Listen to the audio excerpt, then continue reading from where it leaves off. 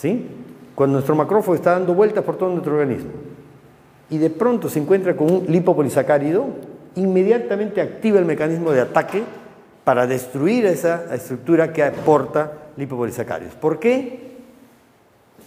¿Por qué? Porque nuestro organismo, como decimos antes, nunca aporta lipopolisacáridos. Nosotros hemos evolucionado como especie y nosotros no portamos lipopolisacáridos en ninguna parte de nuestra estructura. ¿Sí? Nosotros no portamos lipopolisacáridos. ¿Sí? Quienes portan lipopolisacáridos son las bacterias gram negativas. ¿Ok? Y entonces, si mi macrófago detecta, el sistema de detección del sistema inmune es por afinidad. Un lipopolisacárido hace afinidad con el receptor TLR4. ¿Ok? Y gracias a eso se da cuenta que encontró un lipopolisacárido y por lo tanto eso es un patógeno que tiene que destruirlo. ¿Ok? No interesa que sea una salmonela, no interesa que sea un Escherichia coli, no interesa que sea cualquier otra bacteria gram negativa, pero es una bacteria gram negativa porque tiene lipopolisacárido. Se activa el sistema y monta el ataque para poder eliminar a ese extraño que se ha metido dentro de nuestra economía.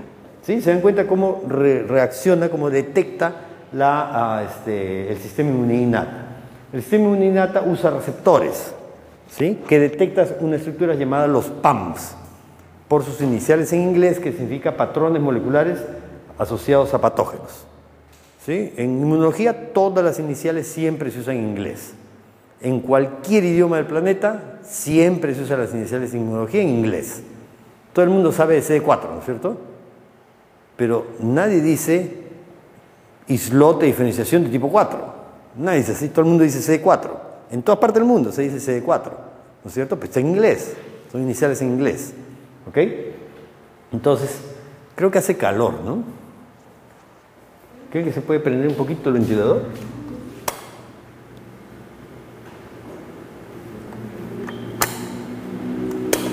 Pero vamos a ver si prendiendo un poquito. Creo que ya está suficiente oscuro como para poder levantar la cortina de atrás, porque si no se me va a dormir, ¿eh? Creo que estoy medio aburrido, pero...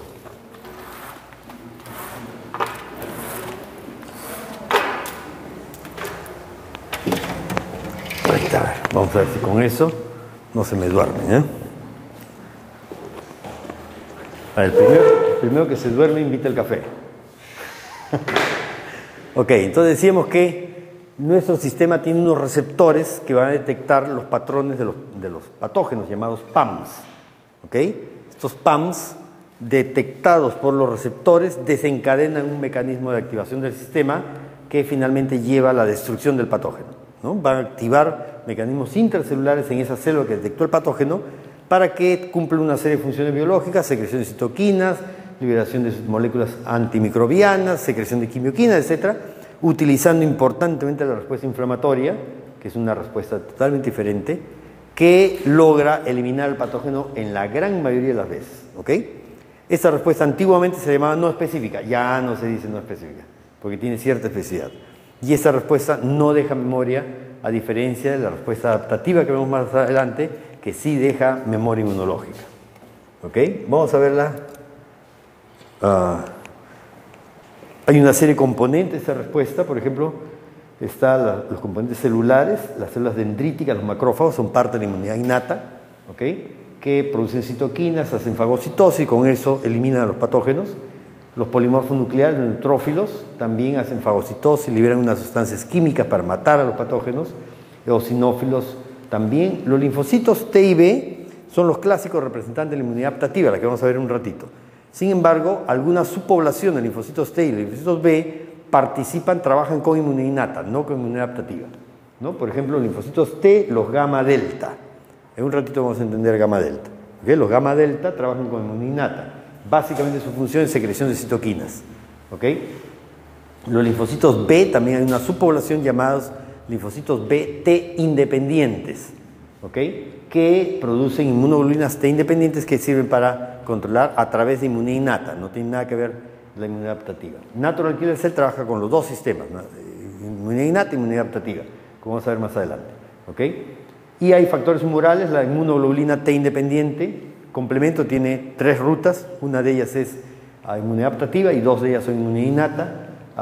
LBP, la proteína de unión a lipopolisacáridos, todos ellos son componentes de la inmunidad innata. ¿Okay? El sistema, como les digo, la inmunidad innata, identifica que entró un patógeno a través de dos mecanismos importantes. Uno es el reconocimiento de estructuras microbianas no propias, reconocer los PAMs, que es lo que hemos hablado ahorita, pero hay otro sistema bien interesante que es el reconocimiento de la ausencia de estructuras propias, que lo vamos a ver un poquito más adelante. ¿Ok? Aquí tenemos un esquema, miren más o menos de lo que estamos hablando, para que lo vean esquemáticamente. Yo tengo aquí un patógeno, y esos patógenos portan sus PAMs, patrones moleculares asociados a patógenos. ¿Ok? Los PAMs son estructuras que portan los patógenos que nosotros nunca portamos. ¿Sí? Son estructuras que son muy preservadas en las especies. Por ejemplo, todas las bacterias gram negativas tienen lipopolisacáridos. Son lipopolisacáridos diferentes, ¿no? Pero son la estructura es lipopolisacárido. ¿Ok? Todas las bacterias gram positivas tienen ácido teicoico. Todas las micobacterias tienen arionomananos, ¿no? Y así, diferentes tipos de seres vivos portan estructuras diferentes que se les llaman los PAMs. ¿Ok? Entonces, aquí está un patógeno tratando de ingresar, ¿no? Y está entrando con su PAM, y yo tengo mi célula de defensa que tiene los receptores para estos PAMs, conocidos como PRRs, receptores de reconocimiento de los patrones moleculares. ¿Ok? Entonces, así funciona el sistema para poder detectar el ingreso del patógeno. ¿Ok? Y los PAMs son diversos, por ejemplo, el lipopolisacárido que decimos de las bacterias gram negativas. Por si acaso, no hay un lipopolisacárido, hay miles de lipopolisacáridos diferentes porque hay miles de bacterias gram negativas diferentes. ¿Ok? Pero, digamos, son toda una familia de moléculas que son muy altamente preservadas. Todas las bacterias gram negativas tienen lipopolisacáridos. Y en el caso de la bacteria gram negativa, la peculiaridad es que toda la estructura del germen está recubierto de lipopolisacáridos. ¿Sí? Toda la estructura es una sola molécula que está recubriendo toda la estructura. De tal manera que el sistema inmune lo único que ve de una bacteria negativa es lipopolisacáridos. Por donde lo mire, siempre va a haber solo lipopolisacáridos. Es un concepto bien importante tener en cuenta. ¿Ok? Las bacterias gram positivas, en cambio, a diferencia de las gram negativas, tienen varias moléculas de superficie diferentes. Tienen, por ejemplo, lipoproteínas bacterianas, tienen peptidoglicanos, ácido teicoico, ácido lipoteicoico, todo eso tienen las bacterias gram positivas. ¿Sí? Son diferentes las bacterias gram negativas, ¿no? Y hay receptores para identificar esas moléculas. Pero no solamente moléculas de superficie. Si ustedes gustan, yo les puedo dejar estas láminas, ¿sabes? Para que lo copien y lo tengan, ¿no? Para que repasen, ¿no? No necesitan estar copiando todo, ¿no? Se van a gastar copiando todo. O sea, pueden perder concentración en lo que se está hablando por tratar de copiar, ¿no? Lo sacan de ahí, se puede, ¿no es cierto? Ya, ok, se puede hacer eso, ¿no? Entonces, para que no estén copiando todo, ¿no? Entonces, como les decía, no solo estructuras externas del patógeno sirven como PAM, también algunas estructuras internas, material genómico, por ejemplo, otras moléculas internas, funcionan como PAMs también, ¿no? ¿Por qué? Porque hay gérmenes que van a meter directamente su material nuclear solamente, no invaden otro. Un virus no mete toda su estructura a una célula, solo mete el material nuclear, ¿cierto? Entonces, por ejemplo, esta molécula acá, esta secuencia de citosina, guanina, fosforilada del DNA, que no está metilado de las bacterias, va a funcionar como PAM también, a pesar de que está dentro de la estructura, ¿no es cierto? El material genómico del germen. Acuérdense que nosotros tenemos DNAsas y RNAsas muy poderosas, ¿sí? No hay secuencia de DNA o RNA que subsista a nuestras enzimas proteolíticas, a nuestras DNAsas y RNAsas. Nosotros tenemos DNAsas muy poderosas, RNAsas muy poderosas, ¿sí? Por eso ustedes habrán visto en el laboratorio de biología molecular, todo el mundo trabaja con guante. ¿Usted cree que es cómodo trabajar con guante? No es cómodo trabajar con guante, es incómodo, incomodísimo. Y el que tiene alergia está muerto porque hace a cada rato problemas con el guante, ¿no es cierto? O sea, no es cómodo trabajar con guante. Pero un laboratorio de biología molecular tiene que trabajar con guantes. ¿Por qué? Porque nosotros tenemos DNAsas aquí en los dedos, en todo sitio. Se forman aerosoles con DNAsas. O sea, tenemos tanta DNAsa y RNAsa que estamos emitiendo DNAsas y RNAsas al medio externo, ¿no es cierto? Por eso es que el que va a trabajar la parte genómica, va a trabajar DNA, RNA, ¿sí? Tiene que estar con guante, porque si toca el vial que está trabajando, las DNAs pasaron hacia el vial y inactivan totalmente el PCR que quieren hacer, el RT-PCR lo inactivaron totalmente, pararon todo. destruyeron todo. Por eso es que se tiene que trabajar con guantes en un laboratorio de biología molecular, ¿no? Entonces, ¿por qué? Porque tenemos DNAsas muy poderosas y RNAsas más poderosas aún, ¿ok? Y entonces, aquí uno de los receptores está dirigido hacia la secuencia citosina guanina fosforilada no metilado del DNA. Acuérdense que así como decíamos, los aminoácidos son los mismos en toda la escala evolutiva de los seres vivos, igual los nucleótidos son los mismos en toda la escala evolutiva, tanto para DNA como RNA, todos tenemos exactamente los mismos nucleótidos, son 4 para RNA, 4 DNA y se acabó, no hay más. La combinación, la secuencia de aminoácidos es lo que diferencia, ¿no es cierto? Entonces, ¿qué pasa? Ustedes saben que hay los procariotas, eucariotas y protistas, ¿no es cierto? ¿Sí? ¿Se acuerdan de eso? Procariotas, eucariotas y protistas. ¿El humano es qué cosa? ¿A quién le tocaba? A ti te tocaba, ¿no? ¿El humano qué es? ¿Procariota, eucariota? Procariota, ¿no es cierto? Eucariota. Eucariota, muy bien. El humano es eucariota, ¿sí? Ya no íbamos a comenzar a adaptar forma de bacteria. El humano es eucariota, ¿sí? Y como eucariota que es, a su secuencia citosina guanina fosforilada siempre la metila, o sea, le añade un radical metilo. Eso quiere decir metilar. Recuerden, el proceso de metilación del DNA es muy importante actualmente, ¿no? Para enfermedades autoinmunes, para una serie de cosas, el proceso de metilación es muy importante, ¿no? Entonces, las eucariotas metilan su secuencia citosina guanina fosforilada. Y yo tengo un receptor, que es el TLR9, que vamos a ver ahorita, que reconoce la secuencia citosina guanina fosforilada. La reconoce. Cuando hace afinidad, se activa inmediatamente el sistema y destruye la estructura que está aportando esa secuencia. ¿Por qué? Porque si es eucariota va a tener un radical metilo, ¿no es cierto? Y el radical metilo impide, espacialmente, impide que mi receptor TLR9 haga afinidad con la secuencia citosina guanina fosforilada. Pero si es procariota, no va a tener el radical metilo y mi TLR9 inmediatamente lo detecta, ¿no es cierto? Detecta esta secuencia, monta la respuesta de ataque y destruye, ¿sí? Para que se den cuenta cómo funciona el sistema de inmunidad innata, está reconociendo secuencias, liporaminomanano, etcétera, palmibacterias, etcétera, ¿ok? Hace algunos años se descubrieron las enfermedades autoinmunes y se vio que la enfermedad autoinmune se activa el mecanismo igualito como si fuera una infección. Sin embargo, no hay un agente infeccioso. Y entonces la pregunta era, ¿cómo se activa la respuesta inmune como si fuera infección cuando no hay infección? ¿Ok? Y eso permitió que se descubra lo que se llaman los DAMs. Decíamos que PAMs es patrones moleculares asociados a patógenos. Los DAMs son patrones moleculares asociados a daño.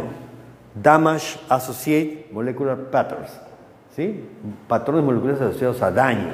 Entonces, ¿qué sucede? Que cuando una célula, por alguna razón, está entrando en muerte o en lesión, comienza a liberar una serie de sustancias que no debería estar liberando. Por ejemplo, libera ácido úrico, libera proteína de choque-calor, libera una serie de sustancias hacia el medio extracelular, y eso el sistema lo detecta como sistema de alarma, ¿sí? Por eso se llaman los DAMs, ¿sí? Entonces, estos explican por qué la enfermedad autoinmune se comporta como si fuera una enfermedad infecciosa, ¿ok? Cuando el patógeno ingresa aportando su PAM, mi PRR lo va a reconocer, ¿no? Mi receptor de reconocimiento de patrones moleculares, ¿ok? Y entonces hay varios PRRs también, ¿no? Un PRR muy conocido que muchos están estudiando, muchos fármacos están dirigidos hacia esto, son los que se llaman los TLRs, ¿sí? TLRs viene de la palabra Toll-like receptors, receptores parecidos a la molécula Toll, ¿ok? Pero hay otros PRR, están luego lectinas, ficolinas, beta-integrinas, lectinas, etcétera, que son todo un grupo de receptores que funcionan como PRRs, ¿ok?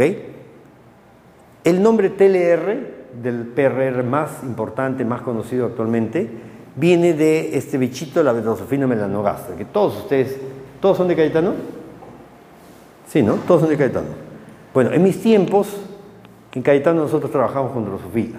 No sé, actualmente ustedes cuando se han formado, yo entré a Cayetano en el año 72. 23, 80, no, 73 entré a Cayetano, ¿no? Y ahí hacemos un curso de biología, como supongo todos lo hacen, pero ahí trabajamos con Drosophila, ¿sí? Drosophila es un bichito muy utilizado, ¿no es cierto? De hecho, ha sido el primer ser vivo visible al ojo humano cuyo genoma completo se ha colocado en GenBank. ¿Sí? No fue el primer ser vivo colocado en GenBank, el genoma completo, ¿no? El genoma completo ha sido primero el de algunas bacterias, ¿no? Porque es mucho más corto, etc.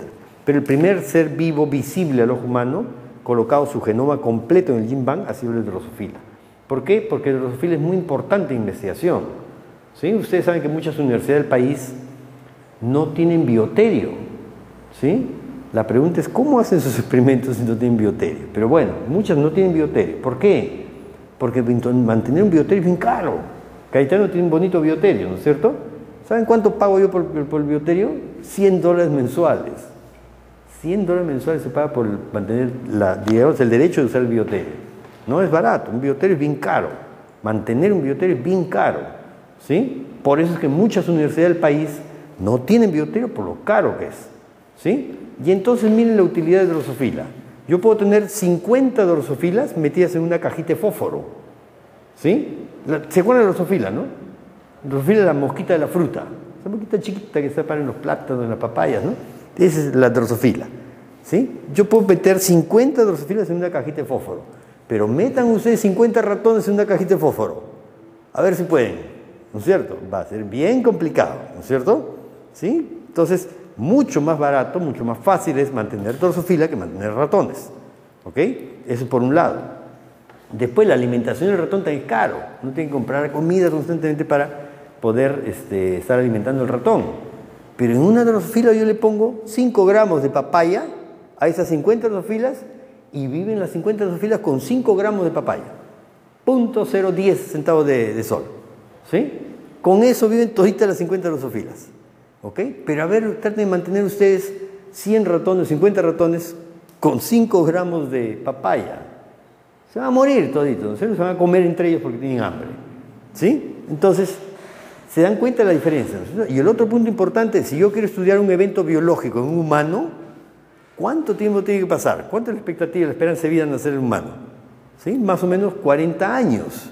Yo tendría que esperar para ver un evento biológico de nacimiento a muerte de un humano son 40 años, o por lo menos digamos, el ciclo normal, ¿no? Son 40 años.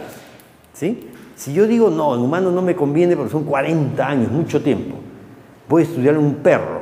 ¿Cuánto tiempo tengo que ver yo conservar un perro para ver todo su ciclo de vida? Más o menos 10 años, ¿no? Para un perro. ¿Sí? Un ratón, ya. ¿Cuánto tiempo un ratón? ¿Cuánto tiempo puedo ver un evento biológico completo? De nacimiento a muerte. ¿Sí? Más o menos 200 días. ¿Y cuánto tiempo tengo que ver yo en una Drosophila? ¿En cuánto tiempo veo desde que nace hasta que muere una Drosophila? 3 días. De tal manera que 3 días es fácil seguir. 200 días más difícil. 8 años más difícil. Y 40 años mucho más difícil. ¿No es cierto? Por esas razones que Drosophila se convirtió en un elemento muy aliado al investigador. ¿Sí? Entonces muchas investigaciones se han hecho con Drosophila. Como les digo, los varios experimentos que hicimos nosotros en Cayetano, cuando yo era alumno, era con Drosophila, por la facilidad del manejo, ¿no? ¿Ok? Entonces Drosophila ha permitido mucha información acerca del sistema inmune y fue, de hecho, el primer ser vivo visible al ojo humano colocado en el GenBank, ¿no es cierto? Entonces, cuando se tuvo la secuencia de Drosophila en GenBank, se reconoció unas proteínas que son estas de acá, muy interesantes. Aquí está la membrana celular, extracelular, intracelular. ¿Ok? Entonces se dieron cuenta de que Drosophila tenía estas moléculas acá llamadas moléculas TOL. ¿Ok? Esa molécula TOL, le llaman TOL. TOL, ustedes saben que en español significa peaje. ¿Sí? Es lo que uno paga en una pista para pasar de un lado al otro de la pista. ¿No es cierto? Es el TOL, el peaje. ¿Sí? Entonces, ¿qué pasa? En Drosophila, cuando está en el desarrollo torácico, tiene que pasar al desarrollo tóraco-abdominal. Para poder pasar del desarrollo torácico al desarrollo tóraco-abdominal, tiene que expresar la molécula TOL. Si no expresa la molécula TOL, y se ha trabajado cantidad en Drosophila en eso, bloqueando la molécula TOL, si no expresa la molécula TOL, no puede pasar y se queda en desarrollo torácico, se muere el embrión. ¿Sí? Entonces, por eso le llaman molécula TOL, molécula peaje. ¿Ok? Entonces, la molécula TOL de Drosophila tiene esa peculiaridad, que tiene un dominio extracelular, que tiene, una proteína con repeticiones en tándem. O sea, una secuencia aminoácidica se repite y se repite y se repite y se repite, y se llama en tándem. ¿Ok? Rico en leucina, en el aminoácido leucina. una región pegada a la membrana celular que es rica en cisteína. Decimos que cisteína tiene azufre, entonces forma estructuras redondeadas. ¿Ok? Una secuencia transmembrana y un dominio intracelular que tiene una región enzimáticamente activa, una región fosforilable. ¿Ok? Eso era la molécula TOL de Drosophila, que se la reconoció hace muchos años. Cuando se tuvo el genoma humano, ustedes saben que, como les decía hace un momento, el humano tuvo que agachar la cabeza y aceptar que no es el ser vivo más inteligente de la naturaleza, sino que hay otros seres vivos más inteligentes que nosotros, ¿no es cierto? Entonces comenzó a compararse con los otros seres vivos. Eso es lo que se comenzó a hacer en genómica, ¿no es cierto? Comparar las estructuras del humano contra las estructuras de los otros seres vivos. Cuando comenzó a hacer esa comparación, se dieron cuenta que el humano también portaba una proteína muy parecida a la proteína TOL, una secuencia extracelular con aminoácidos formados en tándem, ricos en leucina, ¿sí? Una secuencia transmembrana y una secuencia intracelular enzimáticamente activa, con una región fosforilable, ¿no es cierto? Igualito que la molécula TOL. Por eso le llamaron TOL-like receptor. Receptor parecido a la molécula TOL, ¿no? De ahí viene el nombre TLRs. ¿Ok? En el humano hay 14, ya no son 13, son 14 TLRs actualmente descritos. ¿Ok? La Drosophila tiene solamente 5 moléculas TOL, pero el humano tiene 14 moléculas parecidas a la molécula TOL. ¿Ok? Algunas se conocen, otras no se conoce su función todavía, pero digamos, aquí están las moléculas TOL, TLR2, TOL-like receptor 2, junto con TLR6 o TLR1, sirve para reconocer principalmente las lipoproteínas de bacterias gram positivas. ¿Ok? TLR4, como les decía, sirve para reconocer principalmente lipopolisacáridos de bacterias gram negativas. ¿Ok? TLR5 reconoce una proteína llamada flagelina. ¿Sí? La flagelina es una proteína que está en la parte externa del flagelo de las bacterias móviles. Por eso se le llama flagelina. TLR5 identifica flagelina, ¿no? TLR9 identifica esta secuencia que les digo de citosina, guanina fosforilada del DNA. TLR13 identifica el RNA de doble cadena de los virus. ¿Ok? Y entonces se dan cuenta que diferentes TLR identifican diferentes estructuras de los patógenos. ¿Ok? Entonces, cuando un patógeno ingresa, usa su llave, ingresa en nuestro medio interno, se va a encontrar con nuestras células presentadoras de antígeno, con las células de defensa de la barrera inicial, ¿ok? Que portan PRRs y automáticamente reconocen al TLR del patógeno, al PAM del patógeno, perdón, ¿ok? Y montan la respuesta de activación celular. Entonces vamos a tener como ejemplo a TLR4, que identifica, decíamos, lipopolisacáridos, ¿no es cierto?, y bacterias gram negativas. Entonces aquí tenemos nuestro TLR4. TLR4 no identifica directamente el LPS, sino que LPS se tiene que unir a otra proteína humana normal llamada LBP. LBP son las iniciales de proteína de unión a lipopolisacáridos, Lipopolysaccharide Binding Protein, ¿sí? Entonces se une LBP y esta unión permite la unión con otro PRR llamado CD14, ¿sí? CD14 entonces se desplaza hacia TLR4. Todo esto de aquí está en una balsa lipídica. ¿Se acuerdan de las balsas lipídicas? ¿Sí? Es una balsa lipídica de tal manera que se desplaza fácilmente y esta unión propicia que se le acople otra proteína humana normal llamada MD2. ¿Sí? Entonces la unión MD2, TLR4, CD14, LBP y LPS activa el dominio intracelular del TLR4. ¿Sí? Ahí en el dominio intracelular está esta región enzimáticamente activa que les decía, que se llama TIR. TIR, por si acaso, es en todos los TLRs, ¿okay? Solo es en los TLRs. Otras moléculas utilizan moléculas de fosforilación diferentes, ¿no? Pero aquí se llama TIR. Entonces, cuando se produce toda esta unión, se activa TIR. ¿Activarse qué quiere decir? Que viene un ATP, le deja un fosfato y se convierte en ADP, ¿no es cierto? Va a recargarse otra vez a fosfato, va a buscar energía nueva, ¿sí? ¿Se acuerdan de eso? El ATP-ADP, ¿sí? ATP, trifosfato, deja un fosfato y volvió a esta molécula que está en reposo, la vuelve activa. ¿Ok? Entonces pasa a ser activa. Entonces cuando TIR se activa por fosforilación, ¿sí? Acopla una molécula llamada proteína adaptadora. En este caso la proteína adaptadora es MID88, que es una proteína muy importante actualmente. Hay varios fármacos que están en desarrollo para esta molécula, tanto para estimularla como para bloquearla, MID88. Y el acoplamiento de MID88 permite la activación de tirosina quinases. inicialmente en este caso Irak, que Irak activa TRAF, ¿no? Todos esos mecanismos son por fosforilación, ¿sí? Nos interesa que estén bien despiertos porque ustedes saben que Perú no produce ningún producto farmacéutico, no producimos nada absolutamente, ningún producto farmacéutico se produce en Perú, ¿sí? Y entonces la pregunta es, ¿por qué no producimos productos farmacéuticos? Tenemos tanta potencialidad, ¿no? Perú ha sido históricamente el centro de la cultura médica en el Perú prehispánico, hemos sido el centro de la cultura médica. ¿Por qué? Porque teníamos nuestros Campicamayo, ¿no es cierto? Pero también porque teníamos una gran variedad de recursos terapéuticos que son muy importantes, que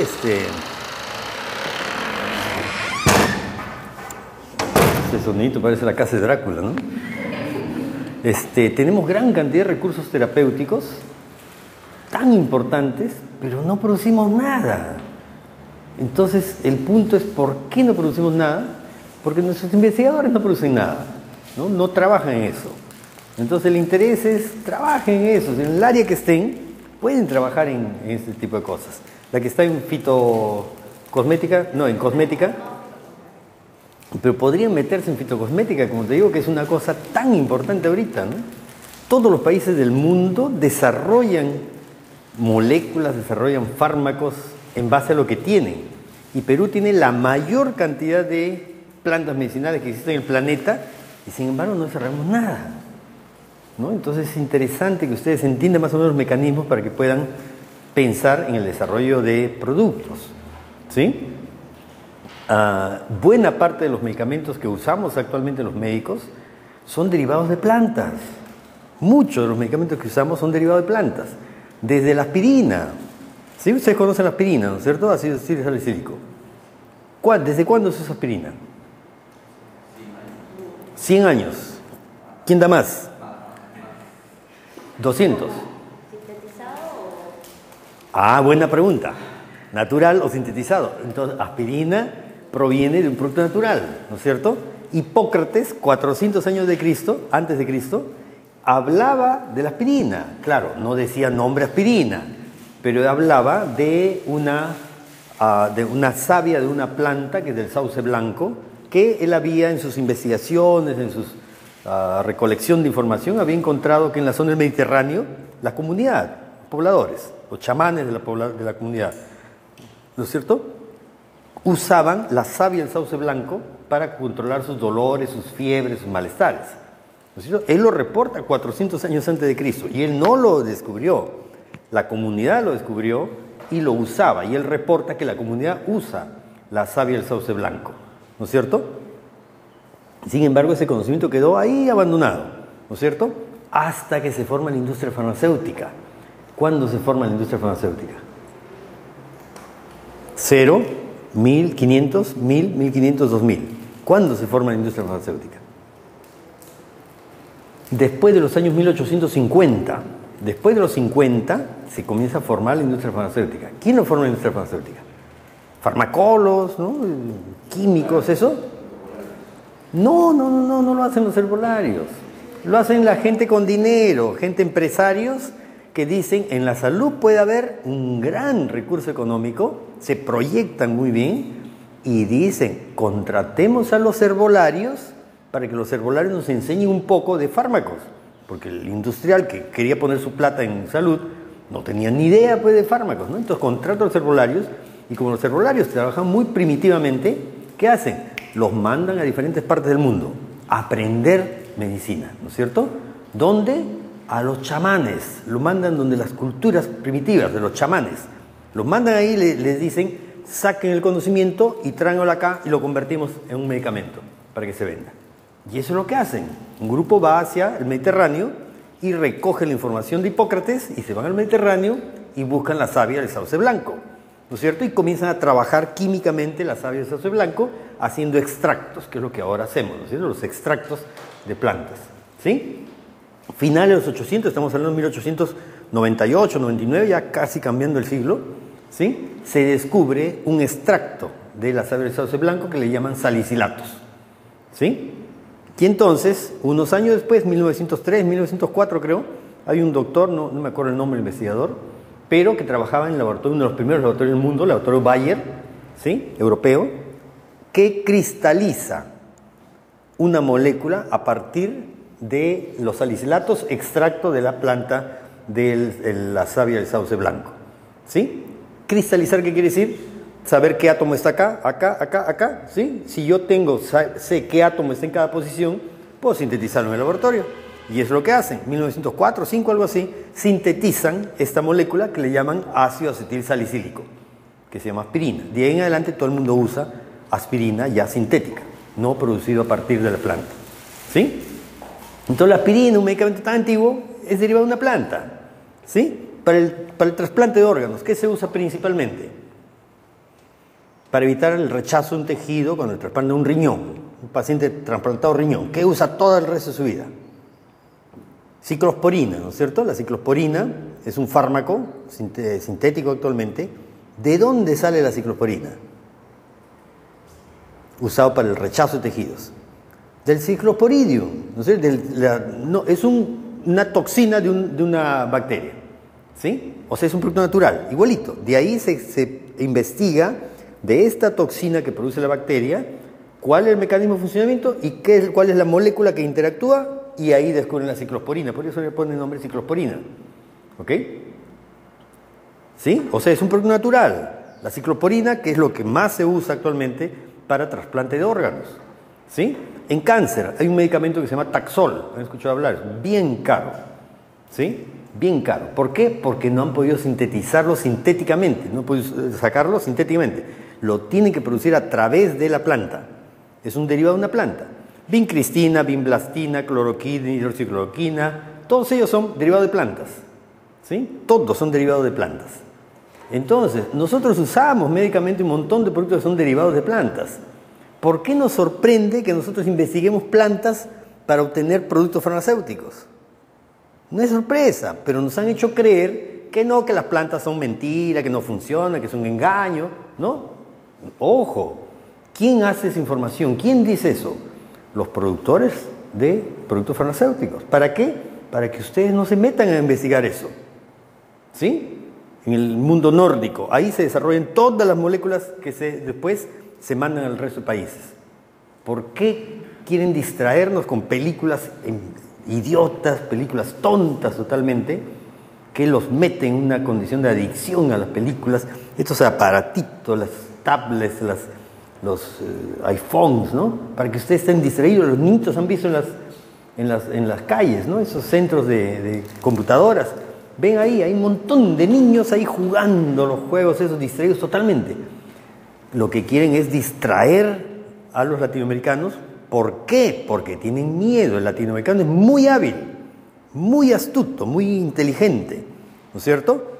¿Sí? Y si comienza a desarrollar fármacos, le va a dar la vuelta a los nórdicos y se va a voltear la tortilla. Por eso es que tienen que mantenernos distraídos con idioteces.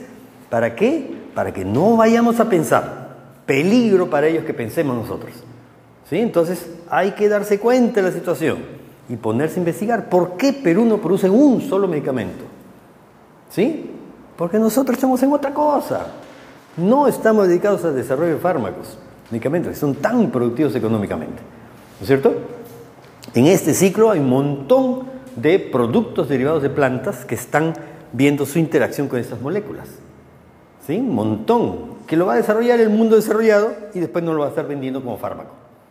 Entonces, hay que ponernos las pilas, ¿no? Entonces, decía aquí que el LPS hace todas las interacciones con estas moléculas, finalmente activa el dominio intracelular, la molécula TIR.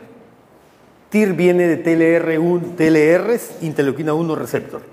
De ahí viene el nombre de TIR, que al fosforilarse se convierte, acopla esta molécula adaptadora que está en el citosol, en MD88. Los nombres cambian, pero los mecanismos son los mismos. ¿Ya? Para todas estas moléculas son los mismos mecanismos, pero los nombres cambian. ¿Ya? Entonces aquí adapta MD88, que amplifica la señal y comienza a transmitir la señal a través de tirosinquinasas, en este caso IRAC.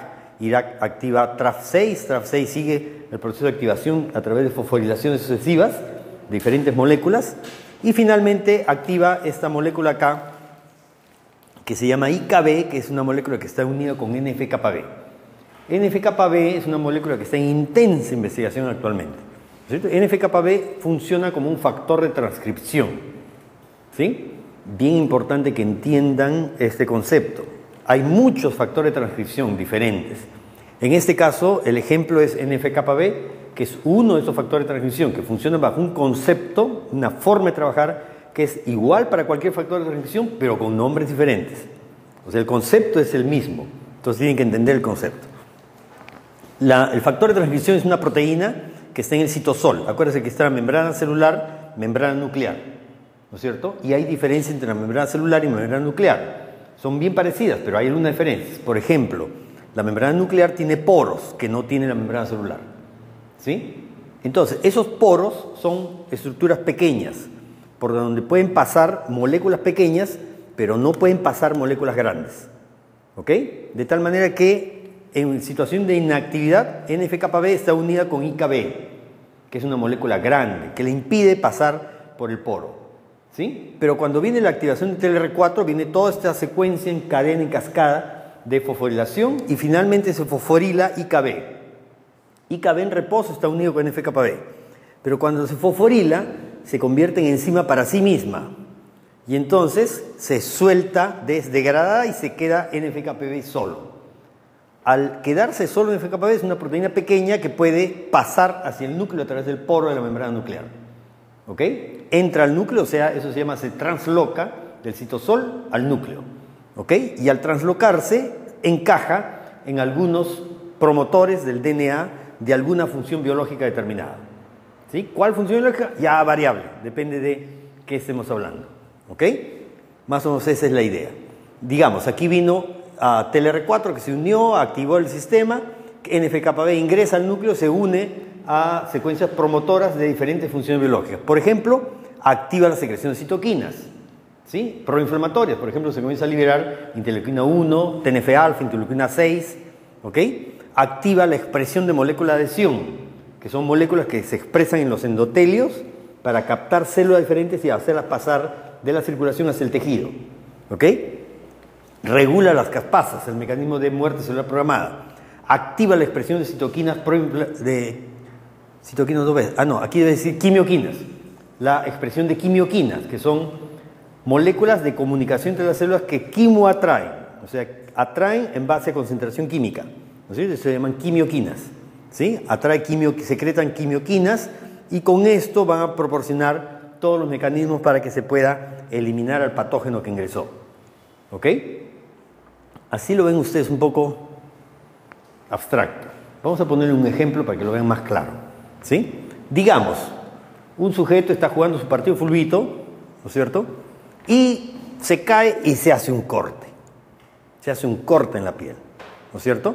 Entonces, ¿qué pasa? Cuando yo hice un corte en la piel, he abierto una solución de continuidad, ¿no es cierto? La piel, cuando está cerrada, aquí está el epitelio, todos los mecanismos de defensa contra los patógenos del epitelio, están los saprofitos, toda la cadena de saprofitos que están ahí impidiendo que entre un estafilococo aureus, ¿no es cierto? Pero cuando hay un corte, se separó, ya no está el epitelio, ya no están los saprofitos ahí. Y entonces ahí, ¿quién va a entrar? Estafilococo aureus, ¿no es cierto? Que está por todo lado en el planeta, por todo sitio de estafilococo aureus. Entonces, al haberse abierto una solución de continuidad, ingresa estafilococo por ahí, ¿sí? Porque ya no hay ninguna contención, ¿sí? El sujeto no se lavó, ¿no? Rápidamente, siguió jugando y dijo, ya, después me lavo, ahí se metió estafilococo. Y entonces, ¿qué pasa? Que el TLR4, el TLR2, de una célula dendrítica que está en esta zona de acá, ¿sí? Detectó el ácido teicoico del estafilococo e inicia el proceso de activación intercelular. Hace esto y comienza a secretar citoquinas, ¿ok?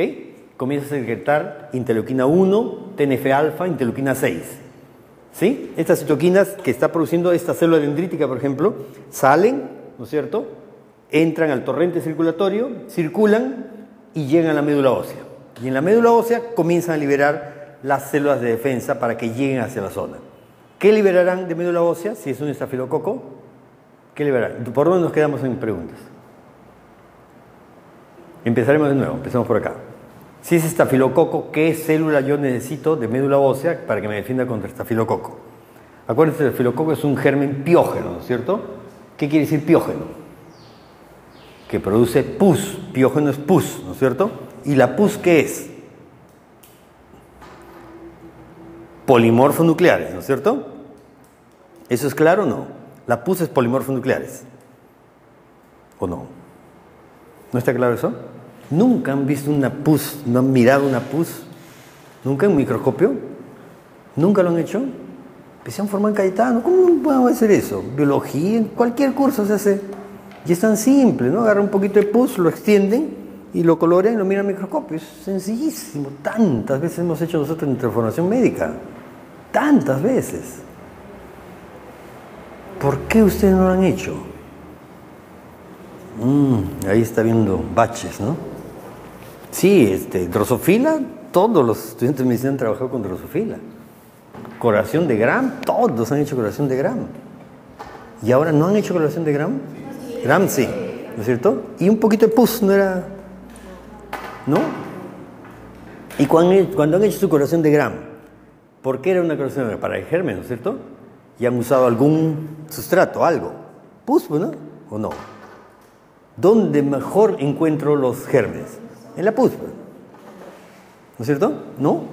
Bueno, la cosa es que la pus es polimorfonucleares, ¿no es cierto? Que están en la lucha, han participado, han muerto algunos de ellos, pero otros están vivos, entonces uno los ve, hace un Gram, una coloración ahí y ve los polimorfonucleares. Entonces la pus es polimorfonucleares, por eso se llama piógeno, germen piógeno, porque jala polimorfonucleares.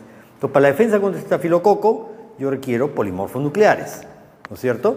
¿Sí? Entonces, si ingresó estafilococo a mi piel, se liberan las citoquinas proinflamatorias, TNF-alfa, interleuquina 1, interleuquina 6, circulan, llegan a la médula ósea y estimulan la salida de polimorfonucleares, ¿no es cierto? ¿Sí? Esos polimorfonucleares salen a la circulación, pero no saben a dónde ir. El polimorfonuclear es una célula relativamente tontita, digamos, ¿no? Entonces sale en la circulación y está dando vueltas por la circulación y no saben a dónde ir, ¿ok? Es como decir, Cayetano Heredia dice, vamos a hacer un curso de recuperación para los estudiantes, ¿no es cierto? ¿Sí? Y lo vamos a hacer y pasa correo electrónico a todos los estudiantes que quieren el curso y les libera la información de que vamos a hacer el curso. Todos los estudiantes al toque se preparan, se cambian, agarran su cuaderno, su lapicero, todo y salen a la calle. Y dicen, oye, ¿y a dónde voy? ¿No?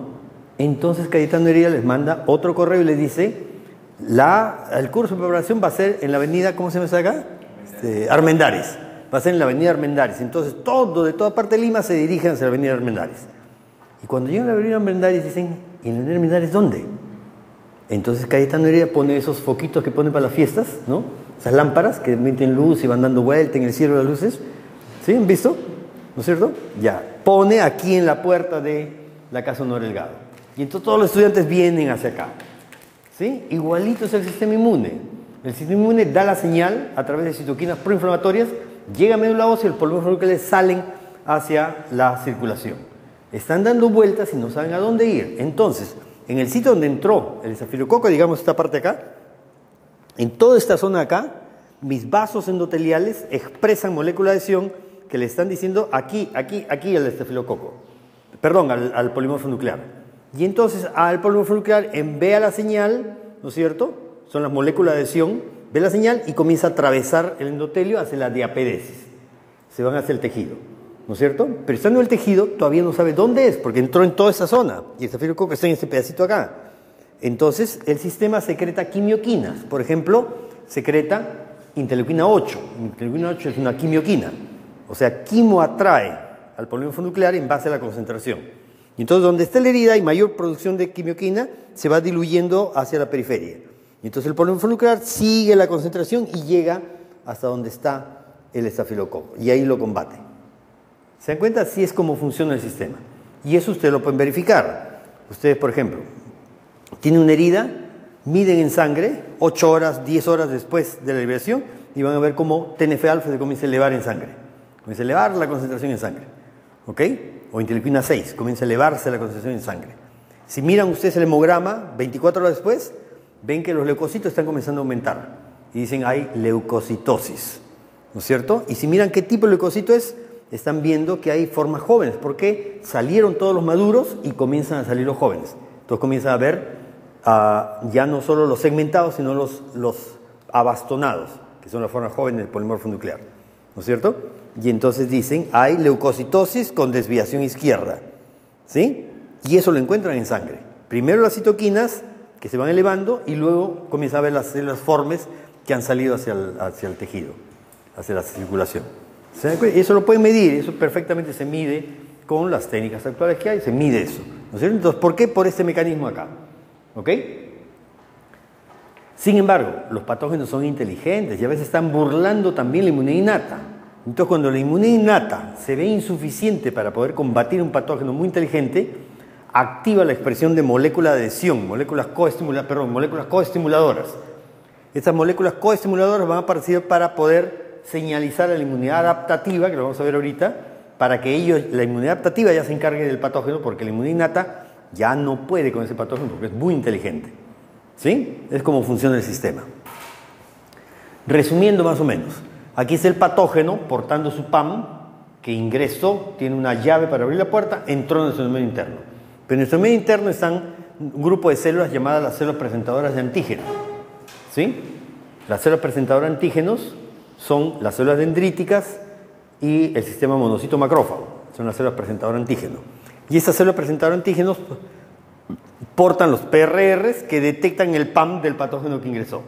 Y eso desencadena una cascada de señalización intracelular que va a llevar hacia una serie de efectos biológicos. Por ejemplo, secreción de moléculas antimicrobianas, enzimas proteolíticas, radicales de oxígeno, radicales de nitrógeno, etc.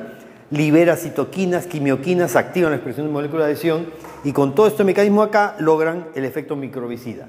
Directamente eliminan al patógeno. ¿Ok? Pero si el patógeno se está escapando, activan la expresión de moléculas coestimuladoras para que inicie el trabajo la inmunidad adaptativa. ¿Sí? Todo esto es solamente inmunidad innata, la más primitiva de las formas de defensa del organismo. ¿Ok?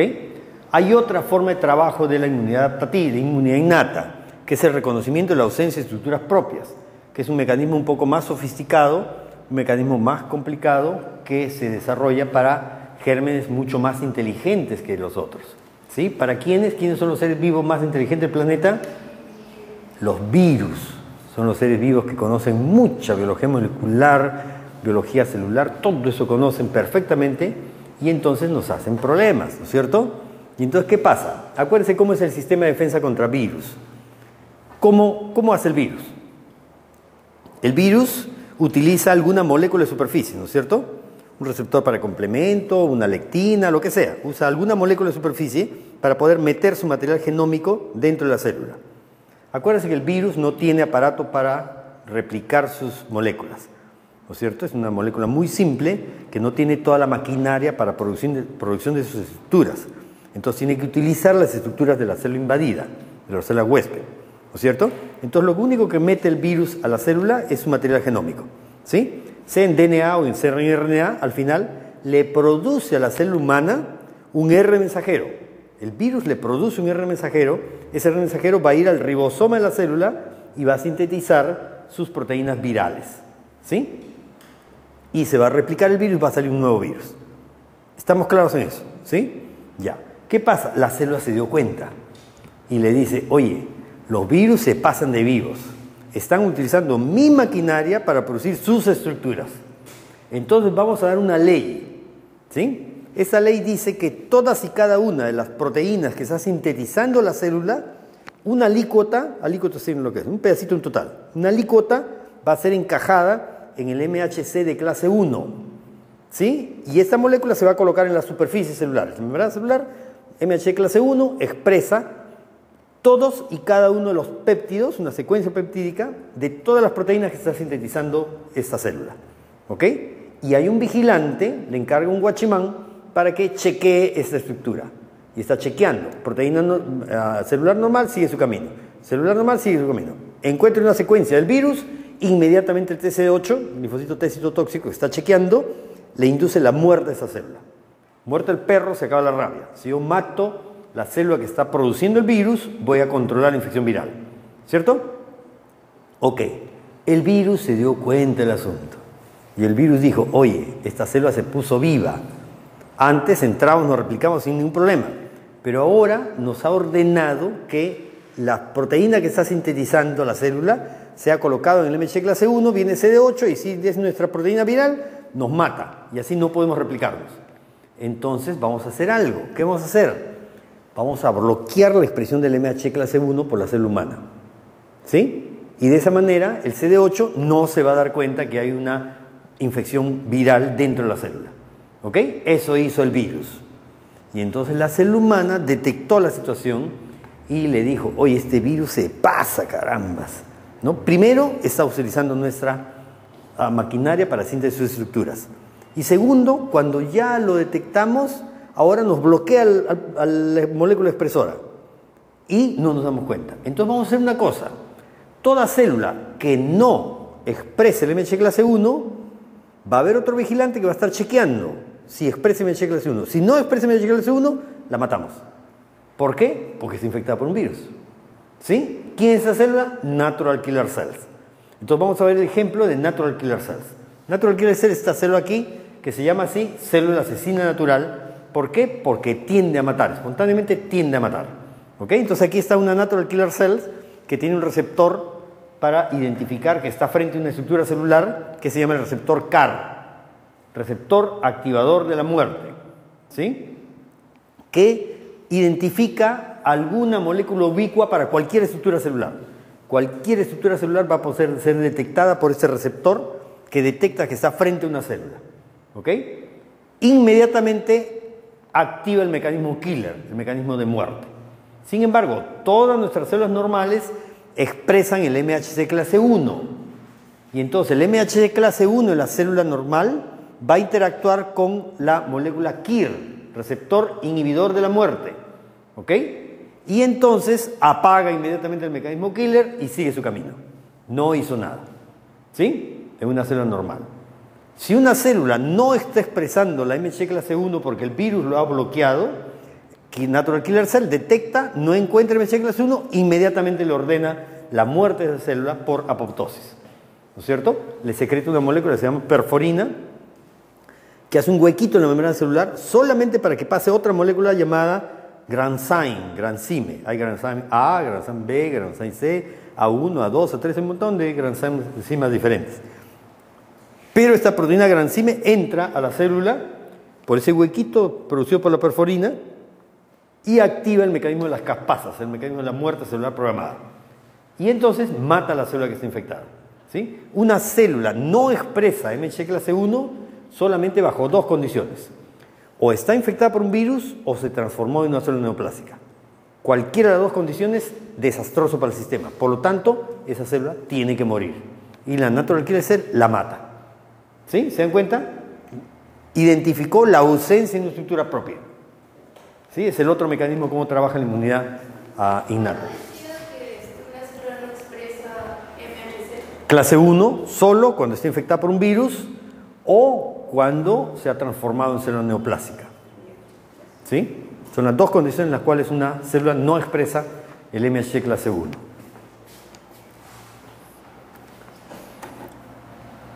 Ok, a pesar de existir, miren, ve todo esto acá, a pesar de existir este mecanismo de barrera epitelial, que hemos visto todas sus estrategias, a pesar de existir inmunidad innata funcionando normalmente, los gérmenes se las arreglan para poder seguir subsistiendo, ¿sí? Para que vean la inteligencia de los gérmenes. Y entonces, ¿qué pasó aquí? Decíamos que TLR4 identifica el LPS, la bacteria gram negativa, ¿no es cierto? Y decíamos que la bacteria gram negativa tiene esa propiedad, que totalmente cubierta por LPS. Lo único que ve el sistema inmune de una bacteria gram negativa es LPS. Lo único que ve, no ve otra cosa. ¿Ok? Y entonces, ¿qué pasa? Vamos a poner el ejemplo de Haemophilus influenza. Haemophilus influenza es una bacteria gram negativa, ¿no es cierto? Si es una bacteria gram negativa, está recubierta totalmente por LPS. ¿Sí? Pero Haemophilus influenza dijo lo siguiente: si nosotros entramos con nuestro LPS convencional, el TLR4 de una célula dendrítica nos reconoce y nos mata. Entonces vamos a hacer una cosa, vamos a mutar nuestro LPS a una velocidad mayor que la que ha mutado el TLR4 humano. ¿Ok? Y entonces el LPS de Haemophilus influenza actualmente no es identificado por el TLR4 humano. digamos, TLR4 digamos, sea así, ¿no es cierto? Identifica por afinidad, hacia afinidad con el LPS y activa el mecanismo de destrucción. Pero si ahora el LPS es así, mi TLR4 no lo va a encontrar, ¿no es cierto? Porque mutó el LPS de Haemophilus influenza. Haemophilus es un mutante que ha desarrollado una mutación en el LPS que tiene una estructura conformacional totalmente diferente de los LPS convencionales. Y entonces mi TLR4 ya no identifica el LPS de Haemophilus influenza. ¿Ok? Y entonces burló la respuesta innata. El macrófago, el polimorfo nuclear, la célula dendrítica, está frente a Haemophilus influenza, pero no lo ve. No lo ataca porque no lo ve. ¿Por qué? Porque su